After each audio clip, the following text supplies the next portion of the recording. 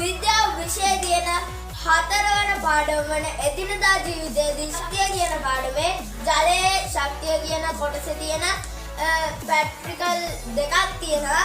ඉතින් අපි ඒ දෙකම මේ වීඩියෝ එකෙන් කතා කරන් බලාපොරොත්තු වෙනවා.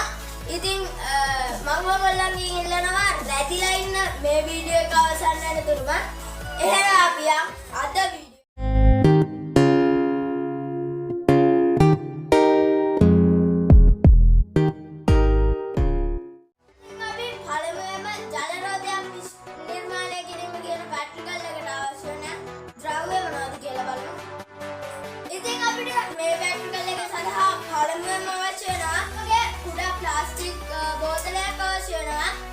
අපිට මේ පැට්‍රිකල් එක සඳහා දෙවනුවට ඕන වෙනවා මේ වගේ කිරලැබයක්. ඒ වගේම අපිට මේ පැට්‍රිකල් එක සඳහා අවශ්‍ය වෙනවා යෝගට් හැදි කිහිපයක්, අවශ්‍ය වෙනවා කාඩ්බෝඩ් රවුමක්. ඒ වගේම අපිට තව අවශ්‍ය වෙනවා මේ වගේ කතුරක්. අපිට අවශ්‍ය වෙනවා වර්ණ 4කින්ගත් A4 කොළ 4ක්. ඒ වගේම අපිට තව අවශ්‍ය වෙනවා මේ වගේ බයින්ඩර් ගම් බෝතලයක්. දැන් අපි මේ කාඩ්බෝඩ් රවුම මේ A4 කොළ 4න් අලව ගමු. දැන් අපි මේ විදිහට අපේ A4 කොළ 4 මේ ආකාරයට අපි අලව ගත්තා. දැන් අපි මේක මේ හරි මැදින් හිල් කරගමු. ඔව් ඉතින් දැන් අපි මේ ආකාරයට හිල් කරගත්තා. දැන් අපි මේ බෝතලේ මෙතන හිල් කරගමු. එතන මැද. දැන් අපි මේක මේ ආකාරයට මේ විදිහට හිටිනසේ බෝතලේ අලව ගමු.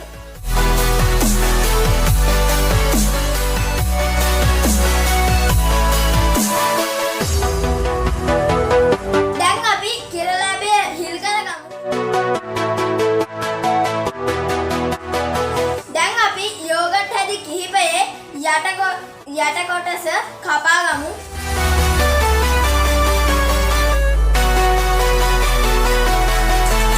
දැන් අපි කිරලැබය මේ පේපර් කටර් එකෙන් කප යෝගට් හැදි කිහිපය සවි කරගමු.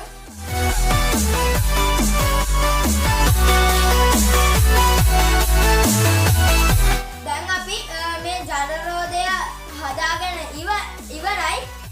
දැන් එහෙනම් අපි මේකේ නිරීක්ෂණ මොනවද, නිගමන මොනවද කියලා බලමු. ඉතින් මේක අපි ජල පහරකට අසු කරලම ඒව මොනවද කියලා බලමු.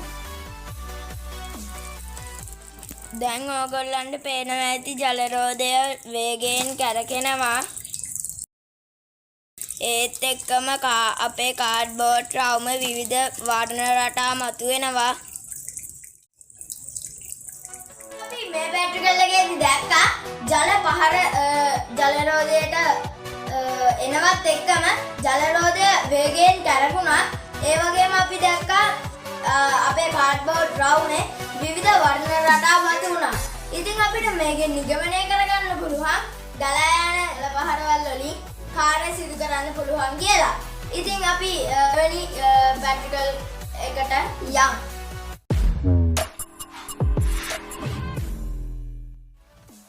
ඔව් ඉතින් දැන් අපි මේ ජල රෝධය නිර්මාණය කිරීම කියන පැට්‍රිකල් එකේ දෙවෙනි කොටස කරමු. ඉතින් මේකේ දෙවෙනි කොටසෙත් තියෙන්නේ අපිට ජල විදුලි බලාගාරයක් නිර්මාණය කිරීම කියන පැට්‍රිකල් එක. එහෙනම් දැන් අපි මේ පැට්‍රිකල් එක කරලා බලමු මේ ඉක්ෂණ මොනවද කියලා.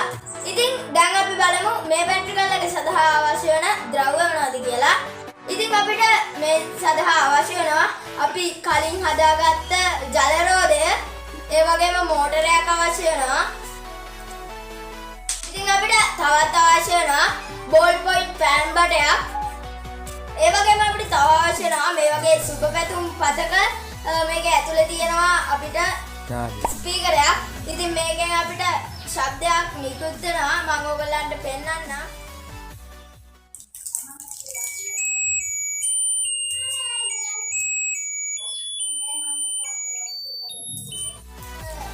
අපි එහෙනම් මේ පැට්‍රිකල් එක කරලා බලමු. දැන් අපි මේ සුබ පැතුම් පතේ තියෙන ස්පීකරේ ගලව ගමු.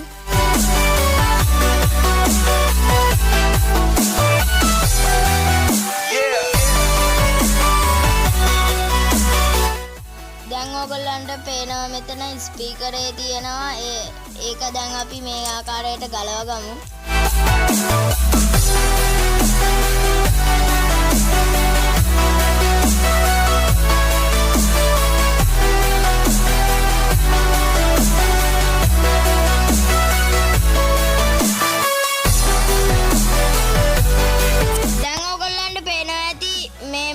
ස්පීකරෙත් එක්ක තියෙනවා වයර් දෙකක් අපිට ඒකත් අවශ්‍ය වෙනවා ඒ නිසා ඒ වයර් දෙකත් එක්කම කපා ගන්න.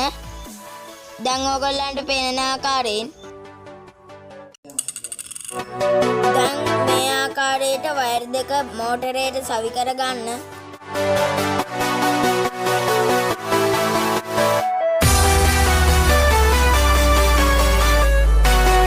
මේ ආකාරයට අපි බෝල් පොයින්ට් පෑම් බටය සවි කර ගමු.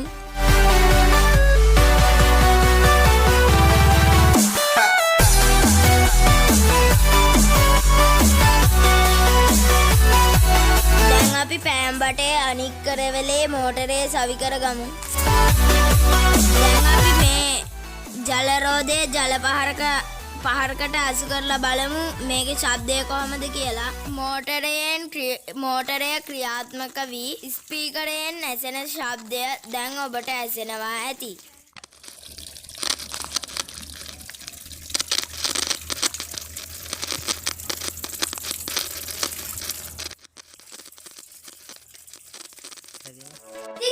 ඕගොල්ලෝ මේ පැට්‍රිකල් එකේදී දැක්කා අපේ තලබවරය කැරකෙන විට මෝටරයත් කැරකුණා අපිට විදුලියක් නිෂ්පාදනය වුණා. ඉතින් ඕගොල්ලෝ දැන් දන්නවා ගලා යන ජලයෙන් විදුලිය නිෂ්පාදනය කරන්න පුළුවන්. ඉතින් මේ පැට්‍රිකල් එකේ නිගමනය තමයි ගලා යන ජලයෙන් විදුලිය නිෂ්පාදනය කරන්න පුළුවන් කියන එක. මේ අතීතයේදී දාන්න ඇබරීම හා ලිමෝල් ක්‍රියා කරවීම සඳහා ගලා යන ජලයේ ශක්තිය උපයෝගී කරගෙන තියෙනවා. ඉතින් මේ ගලා යන ජලයට චාලක ශක්තියක් පවතිනවා. ඉතින් ඔයාලා තමයි සයන්ස් පොඩ්ඩා YouTube channel එක subscribe කරලා නැත්නම් ධම්ම පහළ තියෙන රතු පාට subscribe button එක click කරන්න. ඊට පස්සේ notification bell icon එකත් අනිවාර්යෙන් all කරලා තියාගන්න. ඒ වගේම මගේ වීඩියෝ එක කැමති කියලා හිතනවා නම් like කරන්න. ඕගොල්ලන්ගේ යාළුවෝ අතර share කරන්න. ඒ වගේම ඕගොල්ලන්ගේ අදහස් පළවෙන් කමෙන්ට් කරන්න. ඒ වගේම මොන වගේ වීඩියෝද ඉදිරියේදී ගේන්න ඕන කියලා පළවෙන් කමෙන්ට් කරන්න. Instagram එකේ මාව follow කරන්න. එහෙනම් අපි තවත් දවසක මේ වීඩියෝ එකකින් එතකොට ඔබට සුබ දවසක්. ස්තුතියි.